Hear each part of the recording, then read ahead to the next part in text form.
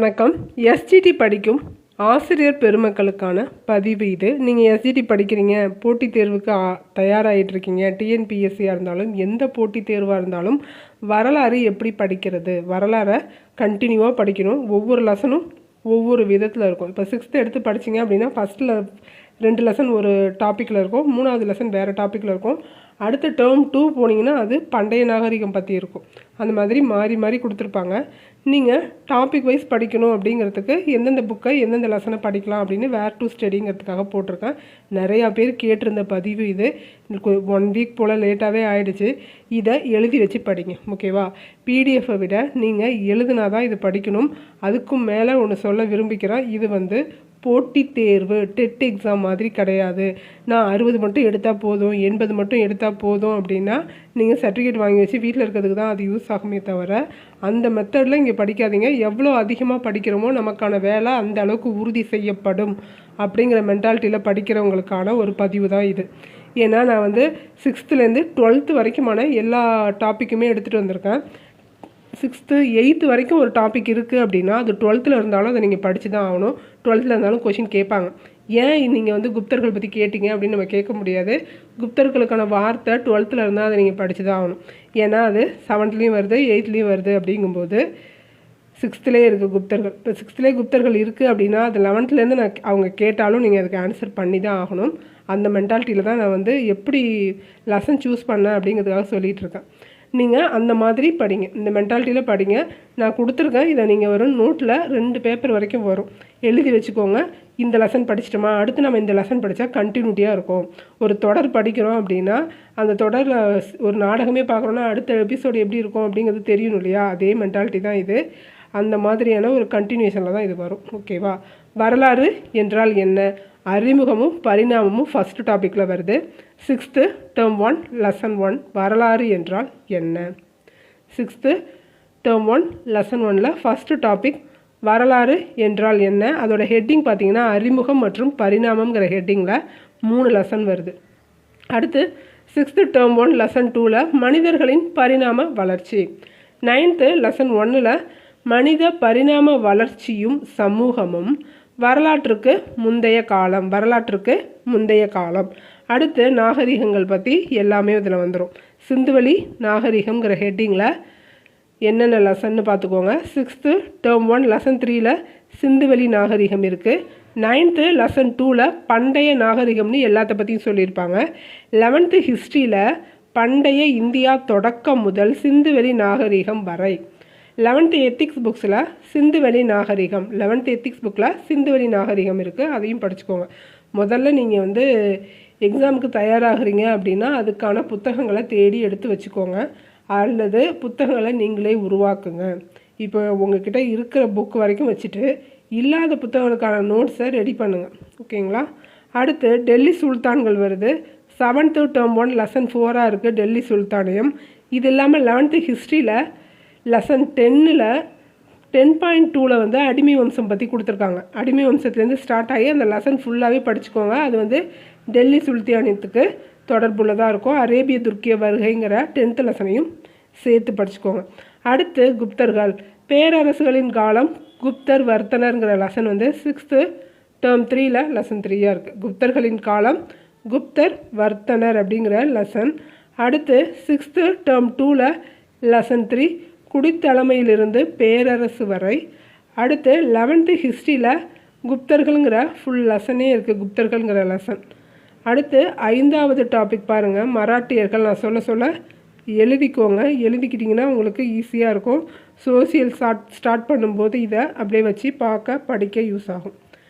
7th term 2 இருக்குது lesson 3. Term 2ல் lesson 3 மராத்தியர்கள் மற்றும் பேஷ்வாக்களின் எழுச்சி. அடுத்து 11th ஹிஸ்ட்ரியில் லெசன் 15 மராத்தியர்கள் அப்படிங்கிற லெசன். 2 லெசன் படிச்சிங்கனாலே மராத்தியர்கள் முடிஞ்சிடும். முகலாயர்கள் 7th டேர்ம் 2 லெசன் 2 முகலாய பேரரசு. அதே இது 11th ஹிஸ்ட்ரிலையும் இருக்குது, லெசன் 14 முகலாய பேரரசு. விஜயநகர பாமினி அரசுகள் 7th term 2 lesson 1 Vijayanagara Bhamini அரசு. 11th ஹிஸ்ட்ரியில் 12th லெசனாக இருக்குது பாமினி விஜயநகர அரசுகள். எழுதிட்டிங்களா? 7th டாபிக் வரைக்கும் அடுத்து 8வது டாபிக் பாருங்கள், பண்டைய கால தென்னிந்திய அரசுகள். ரொம்ப ரொம்ப முக்கியமான டாப்பிக்கு. இது எங்கெங்கே இருக்கோ எல்லாத்தையுமே தேடி படிச்சிருங்க. படிச்சுட்டு எந்த மாதிரி கேள்விக்கெல்லாம் ஆன்சர் பண்ணுறாப்புல இருக்கும். இப்போ நீங்கள் பார்க்குறீங்க இல்லையா வரலாறு, மொத்தமாக சமூக அறிவியலேருந்து 30 கேள்விகள் கேட்பாங்க. அப்போது வரலாறுலேருந்து 8லேருந்து 10 கேள்விகள் வரும். அந்த 8லேருந்து 10 கேள்விகளுக்கு தான் நம்ம இப்போ தயாராகிட்ருக்கோம். அதுக்கான வேர் டு ஸ்டடியை தான் பார்த்துட்ருக்கோம். ஓகேவா? இப்போது பண்டைய கால தமிழகம் தென்னிந்திய அரசுகள்ங்கிற 8வது டாப்பிக்கில் 6th term 1 lesson 4 தமிழ்நாட்டின் பண்டைய நகரங்கள். 6th term 3ல் lesson 1ம் 4ம் பண்டைய கால தமிழகத்தில் சமூகமும் பண்பாடும் சங்க காலம்ங்கிற லெசனும், 4வது லெசன் வந்து தென்னிந்திய அரசுகள்ங்கிற லெசனும். அடுத்து 7th term 1ல் lesson 3 தென்னிந்திய புதிய அரசுகள் பிற்கால சோழர்களும் பாண்டியர்களும்ங்கிற லெசனும்.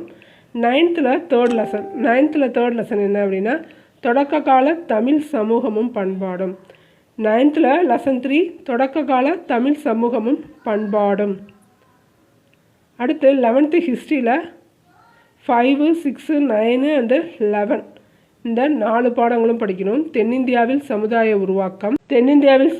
உருவாக்கம். அடுத்து 6வது லெசன் தமிழக அரசாட்சிகள் வாணிகம். இதில் 6.3யும் 6.4ம் படிச்சுக்கோங்க. அதில் தான் வந்து தமிழக அரசாட்சிகள் இருக்குது. அடுத்து தமிழகத்துக்கும் ரோமுக்கும் இடையிலான வாணிகம் இருக்குது. எங்கே 6th லெசனில் அந்த ஹெட்டிங் மட்டும் படிச்சிங்கன்னா போதும். அடுத்து 9வது லெசனில் தென்னிந்தியாவில் பண்பாட்டு வளர்ச்சிங்கிற லெசனும் பிற்கால சோழர் பாண்டியருங்கிற ஒரு லெசனும் இருக்குது அதில். அப்போது இதோட தொடர்ச்சியாக அதுவும் வருது. அப்படிங்கும்போது நீங்கள் அந்த லெசனையும் படிச்சுக்கிறது நல்லது. அடுத்து தமிழ்நாட்டின் கலைகள் மற்றும் சமயங்கள். 7th term 3ல் lesson 2 and 3 இருக்குது. 7th term 3ல் lesson 2 என்ன அப்படின்னா தமிழ்நாட்டில் கலையும் கட்டிடக்கலையும் தமிழகத்தில். அடுத்து சமணம் பௌத்தம் ஆசீவக தத்துவங்கள். தமிழகத்தில் சமணம் பௌத்தம் ஆசீவத தத்துவங்கள். அடுத்து 3rd லெசன் வந்து சமணம் பௌத்தம் ஆசீவத தத்துவங்கள்ங்கிற 7th term 3 lesson 3rd லெசனும் படிச்சுக்கோங்க. அடுத்து 10வது ஹெட்டிங் எழுதிக்கோங்க, இந்திய சமூக பண்பாட்டு வளர்ச்சியில்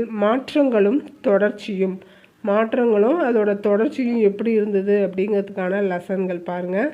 சமூக பண்பாட்டு வளர்ச்சி. 6th term 2ல் lesson 1 வட இந்தியாவில் வேதகால பண்பாடும் தென்னிந்தியாவில் பெருங்கற்கால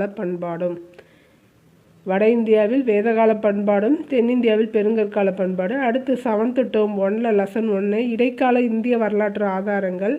7th term 3ல் lesson 1 என்ன அப்படின்னா புதிய சமய கருத்துக்களும் இயக்கங்களும்.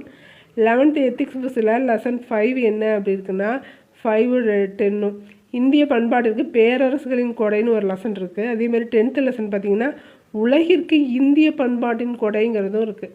இதையும் படிச்சுக்கோங்க. ஒரு ஹெட்டிங் 6th இருக்குது, 8th இருக்குது, 8th வரைக்கும் இருக்குது அப்படின்னா அந்த ஹெட்டிங் கண்டினியூவாக எங்கெங்கே இருக்குங்கிறத எடுத்து கொடுத்துருக்கேன். அவ்வளோதான் நான் பண்ணியிருக்கேன். இதை நீங்களே கூட பண்ண முடியும். ஒரு அனலைஸ் மாதிரி தான். நீங்கள் ஒவ்வொரு ஹெட்டிங்கும் படிச்சுட்டு அதில் எதெல்லாம் முக்கியமாக இருக்குது அப்படிங்கிறது உங்களுக்கே வந்துடும். அப்போது நீங்கள் வினாத்தாட்கள் ஒரு எடுத்து வச்சுக்கோங்க. வினாத்தாட்களை ஒரு பிடிஎஃபாக கூட நிறையா போட்டு வச்சுக்கோங்க. இல்லை கையிலே கூட ரெடி பண்ணி வச்சுட்டு அதில் இந்த டாபிக் ரிலேட்டடாக என்னென்ன கேள்விகள் வருதுங்கிறத ஒரு 1 hour 2 hour உட்காந்து அனலைஸ் பண்ண உங்களுக்கே வந்துடும். அடுத்து 11வது ஹெட்டிங் பாருங்கள், இந்திய பண்பாட்டின் இயல்புகள் வேற்றுமையில் ஒற்றுமைங்கிற டாபிக் ரொம்ப முக்கியம். ஏன்னா அது வந்து நம்ம பண்பாடு, இந்தியாவோட பண்பாடு. அது வந்து 12th இருக்குது. எத்திக்ஸில் lesson 1 and 2 கொடுத்துருக்காங்க. அதையும் படிச்சுக்கோங்க, நல்லாயிருக்கும். இந்திய பண்பாட்டின் இயல்புகள் வேற்றுமையில் ஒற்றுமை இது ரொம்ப முக்கியமானது. இது சார்ந்து கேள்விகள் இருக்கலாம் அதுக்காக. அடுத்தது இப்போ தான் வந்து ஆங்கிலேயர் ஆட்சி வருது. 8th standard புக்கு எடுத்திங்கனாலே கண்டினியூவாக கொடுத்துருவாங்க. 1st, 2nd, 3rd. ஃபஸ்ட்டு ஐரோப்பியர்கள் வருகை, யாரெல்லாம் வந்தாங்க. அடுத்து வர்த்தகத்திலிருந்து பேரரசு வரை. அடுத்து கிராம சமூகமும் வாழ்க்கை முறையும். அடுத்து பாருங்கள், விடுதலை போராட்டத்தில் தமிழ்நாட்டின் பங்கு. இது எல்லா புக்லேயும் கொடுத்துருப்பாங்க. 8th standard lesson 4ல் வந்து மக்களின் புரட்சின்னு கொடுத்துருப்பாங்க. 10th standard lesson 6ல் வந்து ஆங்கிலேய ஆட்சிக்கு எதிராக தமிழகத்தில் நிகழ்ந்த தொடக்க கால கிளர்ச்சிகள்னு எழுதிக்கோங்க. அடுத்து இது வந்து 10th 9th லெசன் என்ன அப்படின்னா தமிழ்நாட்டில் விடுதலை போராட்டம். 11th ஹிஸ்ட்ரிலையும் வருது, ஆங்கில ஆட்சிக்கு எதிராக தொடக்க கால எதிர்ப்புகள். இதை விட அதில் கொஞ்சம் கிளியராக இருக்கும், அதை விட இதில் கொஞ்சம் கிளியராக இருக்கும். இதில் இன்ஃபர்மேஷன் இல்லாதது 11th இருக்கலாம், 11th இல்லாதது 9th இருக்கலாம். அதனால் அதை அப்படியே ஃபுல்லாக படிச்சுக்கிறோம், அவ்வளோதான். அடுத்து இந்திய தேசிய இயக்கம், நேஷ்னல் காங்கிரஸ் மூமெண்ட் பார்க்கலாமா. 10th ஸ்டாண்டர்ட் லெசன் 7 தான் ஸ்டார்ட் ஆகுது. காலனி ஆதிக்கத்துக்கு எதிரான இயக்கங்களும் தேசியத்தின் தோற்றமும்னு 10th ஸ்டாண்டர்ட் 7th லெசனில் ஸ்டார்ட் ஆகுது. 12th ஹிஸ்ட்ரியில் லெசன் 1, 2, 6, 7 and 8 வருது. பாருங்கள், இந்திய தேசியத்தின் எழுச்சி, தீவிர தேசியவாதத்தின் எழுச்சியும் சுதேசி இயக்கம்னு வருது. அதுக்கப்புறம் இதுவே ஒரு ஹெட்டிங்காக வரும், தேசியவாத அரசியலில் வகுப்புவாதம், இந்திய தேசிய இயக்கத்தோட இறுதி கட்டம், காலனி ஆதிக்கத்துக்கு பிந்தைய இந்தியாவின் மறுகட்டமைப்பு. இது எல்லாமே ஒரே டாப்பிக்காக படிச்சுக்கோங்க. அடுத்து 12th ஹிஸ்ட்ரியில் லெசன் 1, 2, 6, 7, 8 எல்லாமே இந்திய தேசிய இயக்கத்தோட சார்ந்தது தான். 10th மட்டும் லெசன் 7 இருக்குது, அதையும் படிச்சுட்டு அதுக்கு தொடர்ந்து இதையும் படிச்சுக்கோங்க. அடுத்து சமூக மாற்றங்கள், சமூக இயக்கங்கள், என்னென்ன சமூக இயக்கங்கள் தோன்றுச்சு, அது எப்படிலாம் இருந்துச்சு அப்படிங்கிறது 6th வருது. 6th term 2ல் லெசன் 2 மாபெரும் சிந்தனையாளர்களும் புதிய நம்பிக்கைகளும். 10th ஸ்டாண்டர்ட் லெசன் 5ம் 10ம் இதை பற்றி இருக்குது. 10th ஸ்டாண்டர்டில் 19ஆம் நூற்றாண்டில் சமூக சமய சீர்திருத்த இயக்கங்கள்.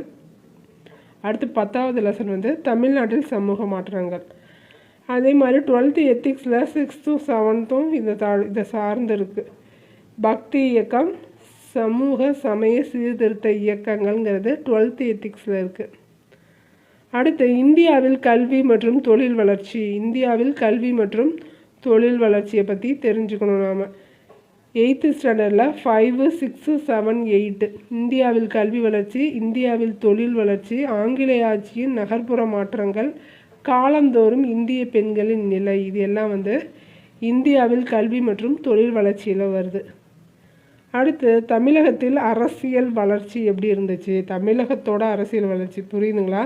தமிழ்நாட்டை பற்றி நீங்கள் தெரிஞ்சிருக்கணுங்கிறதுக்காக தான் இந்த ஹெட்டிங்கு. ஏன்னா தமிழ்நாட்டில் எது நடந்திருந்தாலும் அதையும் சோஷியலாக வச்சு கேட்க வாய்ப்பு இருக்குது. அடுத்து உலகப் போர்கள் வேணுன்னா படிச்சுக்கோங்க, இது 10th இருக்குது. தமிழகத்தில் அரசியல் வளர்ச்சி தெரிஞ்சுக்கணும் அப்படின்னா 11th பாலிட்டி லெசனில் 14வது லெசனும் 15வது லெசனும், ஏன்னா தமிழ்நாடு ரிலேட்டடாக கேள்வி கேட்க வாய்ப்பு இருக்குது, அதுக்காக சொல்கிறேன். 14வது லெசன் தமிழகத்தில் அரசியல் வளர்ச்சி, தமிழகத்தில் அரசியல் சீர்திருத்தங்கள். 18வது உலகப்போர்கள். உலகப்போர்கள் 3 லெசன் இருக்குது, 4 லெசன் இருக்குது. அதாவது 10th 1st 4th லெசன் வரைக்குமே முதல் உலகப்போர், 2 உலகப்போர்களுக்கு இடையில், 2ஆம் உலகப்போர், 4ஆம் உலகப்போர், இது எல்லாத்தையும் படிச்சுட்டு உங்களுக்கு டைம் இருந்தது அப்படின்னா இதையும் ஒரு தடவை ரீட் அவுட் பண்ணிக்கோங்க, சும்மா ரீடு விட்டுக்கோங்க இந்த 4 லெசனையும். அதுக்கு முன்னாடி இருக்கிற வரலாறு எல்லாமே முக்கியமான தலைப்புகள் தான் எல்லாமே எடுத்து கொடுத்துருக்கேன். இதில் 1, 2 லெசன் மட்டும்தான் மிஸ் ஆகிருக்கும். காந்திய காலகட்டம்னு ஒன்று இருக்கும் 10th, அந்த மாதிரி 1 இல்லை 2 லெசன் தான் மிஸ் ஆகிருக்கும். நீங்களும் இந்த மாதிரி அனலைஸ் பண்ணி எழுதி வச்சுக்கோங்க, இல்லை இதை பார்த்து எழுதி வச்சுக்கிட்டு படிக்க ஸ்டார்ட் பண்ணுங்கள். படிக்கலாம் அப்படிங்கிறத ரெடி பண்ணிக்கிட்டு படிங்க. ஒவ்வொரு தலைப்புகளாக நம்ம தொடர்ந்து படிக்கலாம். இன்னும் ஒரு 5 மாதம் இல்லை 4 மாதத்துக்குள்ளே எக்ஸாமுக்கான கிளியர் கிடச்சிரும், உங்களுக்கு கிளியரான வியூ கிடச்சிரும். அதுக்குள்ளே எல்லாத்தையும் படித்து வச்சுக்கோங்க. எக்ஸாம் பற்றி தெரிஞ்சிருச்சு அப்படின்னா அப்போ நம்ம டெஸ்ட்டு ரிவிஷன் அந்த மாதிரி போகலாம். எங்கேயா இருந்தாலும் படிக்கிறதுக்கு போய் ஜாயின் பண்ணாமல் டெஸ்ட் எழுதுறதுக்கு ஜாயின் பண்ணிக்கோங்க. எந்த சென்டராக இருந்தாலும் சரி, எந்த ஆன்லைனாக இருந்தாலும் சரி, படிக்கிறத நீங்கள் தான் படித்தாகணும். டெஸ்ட் எழுதுறதுக்கு சேர்ந்துக்கோங்க. அதுக்கு முன்னாடிக்கான ப்ரிப்பரேஷனை இந்த ப்ரிப்பரேஷனை வச்சுக்கோங்க. இதை வச்சு படிங்க. நன்றி, வணக்கம்.